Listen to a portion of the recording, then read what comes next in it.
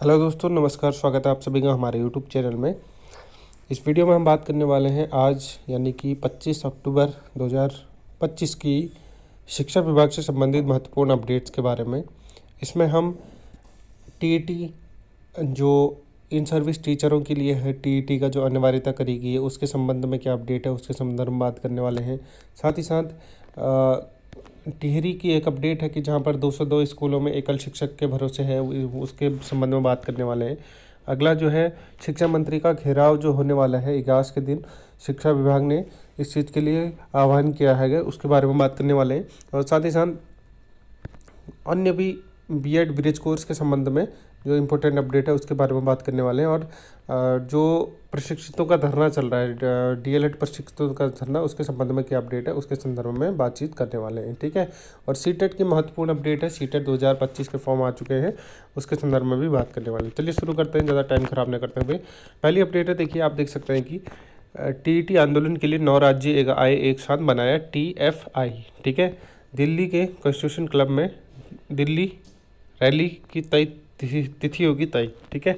अब देख सकते हैं कि आप सभी को पता है कि 1 सितंबर 2025 का वो नोटिस था जिसमें सुप्रीम कोर्ट का ये ऑर्डर आया था कि इन सर्विस जो टीचर हैं उनके लिए भी 2 साल के अंतर्गत टीईटी पास करना अनिवार्य हो जाएगा, और अन्यथा उनको या प्रमोशन नहीं मिलेगा, और या 5 साल में अगर नहीं करते हैं तो उनकी सेवा जो है समाप्त कर दी जाएगी। ये उनका सुप्रीम कोर्ट का ऑर्डर आया था। इस संदर्भ में बहुत सारे इन सर्विस टीचरों ने इसका विरोध किया था, और विरोध करने के बाद इस डिसीजन पर आए थे कि हम इसके लिए दोबारा जो है पिटिशन लगाएंगे वहाँ पर सुप्रीम कोर्ट पर। इस संदर्भ में उत्तराखंड गवर्नमेंट ने भी अपना पक्ष आगे दिया था। कैबिनेट में ये प्रस्ताव आया था कि वो भी इसके लिए रिव्यू पिटिशन लगाएगी सुप्रीम कोर्ट में, जिसका ड्राफ्ट तैयार हो गया है। जल्दी आप सभी को इस चीज़ का जो कोर्ट केस है, रिव्यू पिटिशन, वो सुप्रीम कोर्ट में देखने को मिलेगी। अब उसके साथ साथ अब ऐसा हुआ है कि 9 राज्यों के अलग अलग टीचर्स एसोसिएशन साथ में आए हैं, और उन्होंने एक कंबाइंड एसोसिएशन बनाया है जिसका काम जो है आपका इस जो ऑर्डर है उसके खिलाफ जो है लड़ने का काम है। अब देख सकते हैं लखनऊ की ये न्यूज़ है, देश भर में लाखों स्कूली शिक्षकों के लिए शिक्षक पात्रता परीक्षा टीईटी अनिवार्य किए जाने के खिलाफ देशव्यापी आंदोलन की तैयारी तेज हो गई है। इसके लिए यूपी समेत 9 राज्यों के लिए शिक्षक संगठन एक साथ आए हैं। उन्होंने आंदोलन के लिए teacher federation of India TFI का गठन किया गया। इसके माध्यम से आगे के आंदोलन को संचालित किया जाएगा। टीटी मामले में आंदोलन के लिए उत्तर प्रदेश के साथ ही बिहार, उत्तराखंड, झारखंड, दिल्ली, छत्तीसगढ़, मध्य प्रदेश एवं हरियाणा व राजस्थान के शिक्षक संगठन एक साथ एक मंच पर आए हैं। इसी क्रम में TFI की पहली बैठक 25 नवंबर को दिल्ली के कॉन्स्टिट्यूशन क्लब में होगी। इसमें दिल्ली के लिए एक रैली की तिथि तय की जाएगी। साथ ही इस संगठन के पदाधिकारियों का चुनाव भी होगा। उत्तर प्रदेशी प्राथमिक शिक्षक संघ के प्रदेश अध्यक्ष डॉक्टर दिनेश चंद्र शर्मा ने बताया कि अखिल झारखंड प्राथमिक शिक्षक संघ के महासचिव राम मूर्ति ठाकुर के संयोजन में TFI का गठन किया गया है। 25 अक्टूबर को बैठक में फेडरेशन के अन्य पदाधिकारियों का चुनाव होगा, और फिर नई कमेटी के विरुद्ध दिल्ली में नई कमेटी टीईटी के विरुद्ध दिल्ली में होने वाली रैली की तिथि के लिए घोषणा करेगी। हमारा संगठन प्रदेश के शिक्षकों के हितों की रक्षा के लिए TFI का सदस्य बना है। तो ये अपडेट है जो आपका वो होने वाला है, जो इन सर्विस टीचरों के लिए टीईटी अनिवार्य कर दिया गया उससे संबंध में ये अपडेट है। साथ ही साथ CBSE की अपडेट है कि CBSE ने कल जो है, मैंने वीडियो के माध्यम से बताया कि आपको सीटेट का नोटिफिकेशन जारी कर दिया गया है, और 8 फरवरी को ये पेपर होने वाला है, जो 1 साल बाद होगा। तो आपका सीटेट CBSE 8 फरवरी को कराएगा सीटेट की अनिवार्यता के बीच में CBSE ने 8 फरवरी 2026 को केंद्रीय शिक्षक पात्रता परीक्षा सीटेट कराने की घोषणा करी है। यह परीक्षा देश भर के 132 शहरों के में 20 भाषा में आयोजित की जाएगी। वहीं आंध्र प्रदेश सरकार ने टीईटी कराने के आदेश को जारी कर दिया है। जो आंध्र प्रदेश गवर्नमेंट का स्टेट का टीईटी होता है उसको कराने का आदेश जारी कर दिया गया है। इस संदर्भ में सुप्रीम कोर्ट के आदेश के प्रभावित शिक्षकों को पात्रता मापदंड में छूट दी जाएगी। बता दें कि यूपी शिक्षक सेवा चयन बोर्ड ने टीईटी 29 एवं 30 जनवरी को प्रस्तावित की है। हालांकि वे अभी इसके लिए आवश्यक प्रक्रिया शुरू नहीं कर रहे हैं। यूपी में भी यूपी का यूपी टेट है जो उसकी भी डेट प्रस्तावित कर दी गई है, और आंध्र प्रदेश की टेट की डेट भी प्रस्तावित कर दी गई। साथ के साथ सीटेट की जो डेट है वो 8 फरवरी 2026 को डेट घोषित कर दी गई। अगली खबर है, आप देख सकते हैं, अगली खबर है टिहरी से 202 स्कूलों में एकल शिक्षक, जहां पर एक तरफ प्रदेश में प्राथमिक शिक्षकों की मांग जो है वो तेज़ी से बढ़ रही है। वहीं दूसरी तरफ टिहरी डिस्ट्रिक्ट से अपडेट आ रही है कि 202 स्कूल जो है एकल शिक्षक के भरोसे चल रहे हैं। आपको बताया कि आरटी के जो मानक होते हैं उस मानक में ये कहा जाता है कि मिनिमम किसी स्कूल में 2 टीचर होने ही चाहिए, चाहे वो प्राइमरी का स्कूल क्यों ना हो।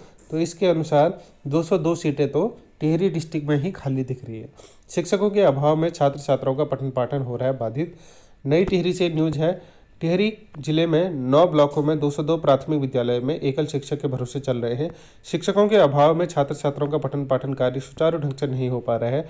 इसका असर प्रत्येक वर्ष छात्रों की घटती जनसंख्या के बाद बंद होते हुए स्कूलों से पड़ रहा है। सरकारी विद्यालयों में बच्चों को बेहतर शिक्षा देने के बड़े बड़े दावे किए जाते हैं, लेकिन धरातल पर हकीकत कुछ और ही नजर आती है।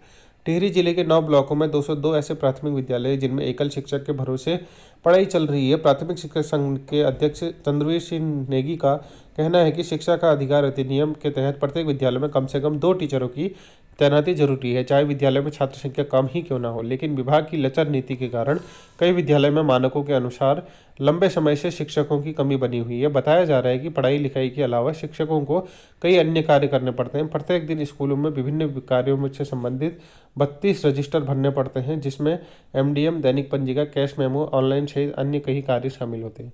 अतिरिक्त कार्यों के कारण निश्चित ही छात्र छात्राओं की पढ़ाई पर असर पड़ना स्वाभाविक है। एकल शिक्षक अपनी जरूरी कार्य भी नहीं कर पाते हैं। उन्हें शिक्षा के अधिकारों से सभी विद्यालय में मानकों के अनुसार शिक्षकों की तैनाती की मांग उठाई है।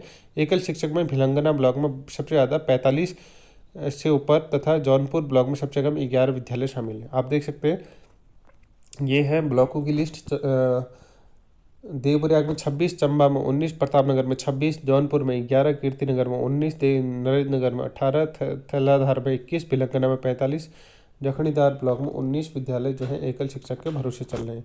और जो जिला शिक्षा अधिकारी हैं उनका क्या कहना है, शासन स्तर से आगामी माह में शिक्षकों की नियुक्ति की संभावना है। शिक्षकों की भर्ती को लेकर शीघ्र ही शिक्षा मंत्री शिक्षा विभाग के अधिकारियों के साथ बैठक करने जा रहे हैं।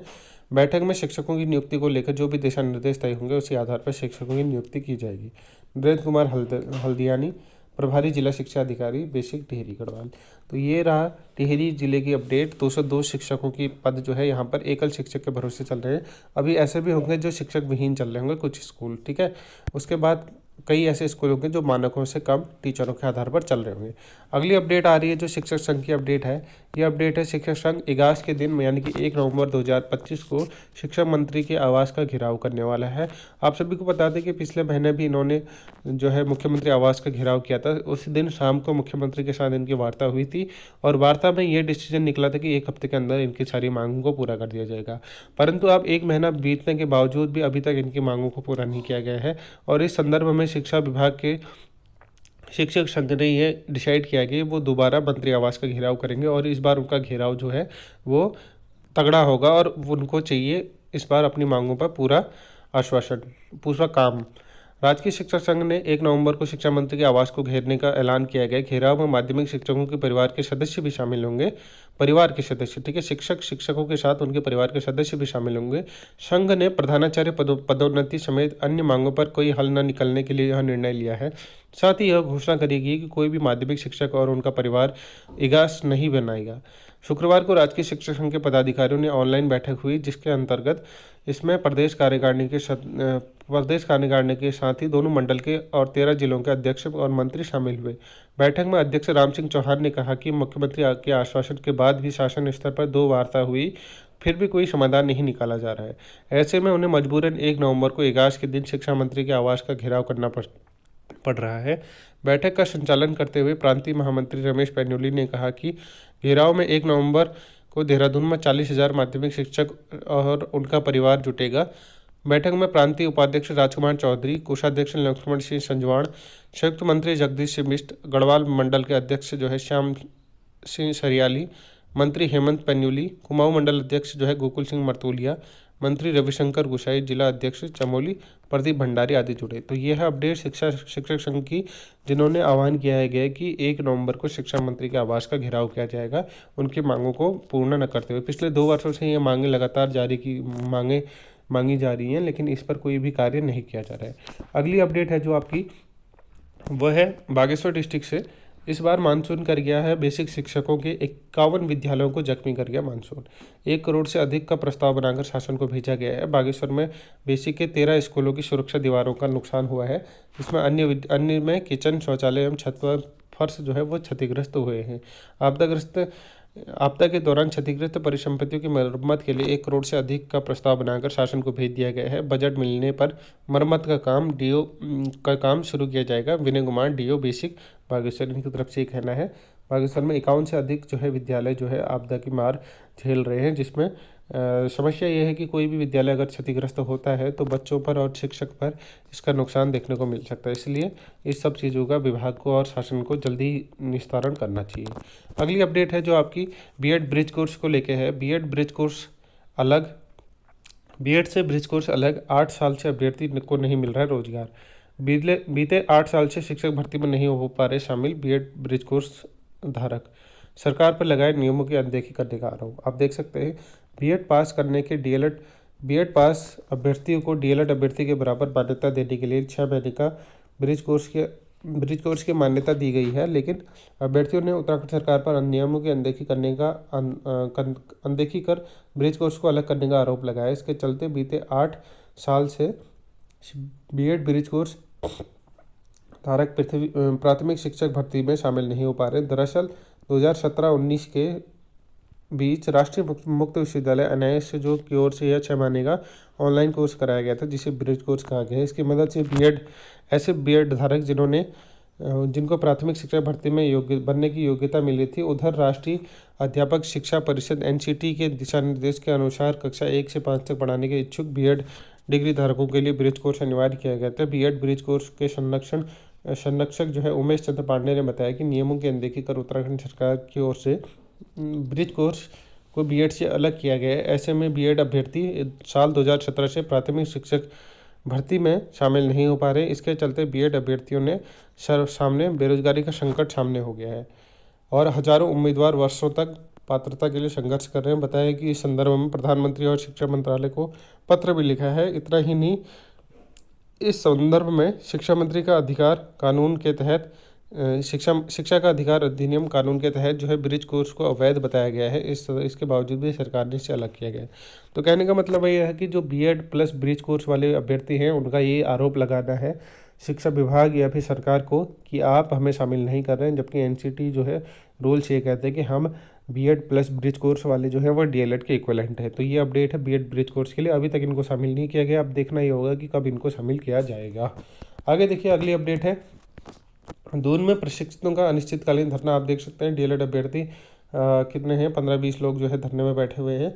और डीएलएड प्रशिक्षकों के लिए देहरादून में स्थित शिक्षा निदेशालय में अनिश्चितकालीन धरना शुरू कर दिया गया। वहाँ प्राइमरी स्कूलों में शिक्षक भर्ती के लिए 2100 पदों की मांग कर रहे हैं। शिक्षा मंत्री ने दीपावली में शुरू करने की घोषणा की थी, लेकिन अभी तक प्रक्रिया शुरू नहीं हो पाई है। शुक्रवार को दून पहुंचे उत्तराखंड डीएलएड प्रशिक्षित बेरोजगार संगठन से जुड़े युवा यमुना कॉलोनी स्थित शिक्षा मंत्री के आवास पर पहुंचे, लेकिन वहां पर उन्हें मंत्री नहीं मिले। इसके बाद देहरादून में प्रशिक्षित बेरोजगार ने शिक्षा निदेशालय में पहुंच गए। यहाँ उन्होंने प्राथमिक शिक्षा निदेशालय के बाहर धरना प्रदर्शन किया और बाद में अनिश्चितकालीन धरना शुरू कर दिया। पहले दिन धरने में अरुण, अंकित, राहुल जोशी, रोहित, सोनम भट्ट, नितिन और नीरज, सोनाली और भावना जोशी आदि समेत अन्य शामिल रहे। तो ये अपडेट है डीएलएड प्रशिक्षकों के धरना से संबंधित। और जो अगली अपडेट है वो है वन दरोगा की फिजिकल डेट के संबंधित। वन दरोगा की जो फिजिकल की तिथि है वो भी बदलने की संभावनाएं हो रही हैं, क्योंकि अभी तक जो है यूके SSC पर पेपर लीक का आरोप लगा। उसके बाद जो है उनकी कोई भी पेपर जो है कंडक्ट नहीं कराया गया। 2 पेपर होने थे, दोनों के दोनों पेपर पोस्टपोन कर दिए गए हैं। ऐसे में जो फॉरेस्टर की जो 28 अक्टूबर से पेपर फिजिकल आयोजित किया जाना था, उस संदर्भ में भी कोई डेट अभी डिसाइड नहीं हुई है। तो हो सकता है कि ये फिजिकल की डेट भी आपका पीछे खिसकने को देखने को मिल सकती है। अगली अपडेट है जो 8 अक्टूबर को सीटेट होगा। ये मैंने आपको पहले ही बता दिया है कि 132 शहरों में 20 भाषाओं में ये पेपर कराया जाएगा। और 8 फरवरी को, सॉरी अक्टूबर नहीं, 8 फरवरी को आपका सीटेट होने जा रहा है 2026 में। तो ये थी शिक्षा विभाग से संबंधित महत्वपूर्ण अपडेट 25/10/2025 की। आई होप आपको ये वीडियो पसंद आई होगी। वीडियो पसंद आए तो वीडियो को लाइक करिएगा। कोई सुझाव या फिर कोई प्रश्न हो तो कमेंट बॉक्स में कमेंट जरूर कर सकते हैं। चैनल को सब्सक्राइब करिएगा ऐसी मोर इन्फॉर्मेटिव वीडियोज़ पाने के लिए। Thanks for watching. मिलते हैं नेक्स्ट वीडियो में, तब तक के लिए बाय।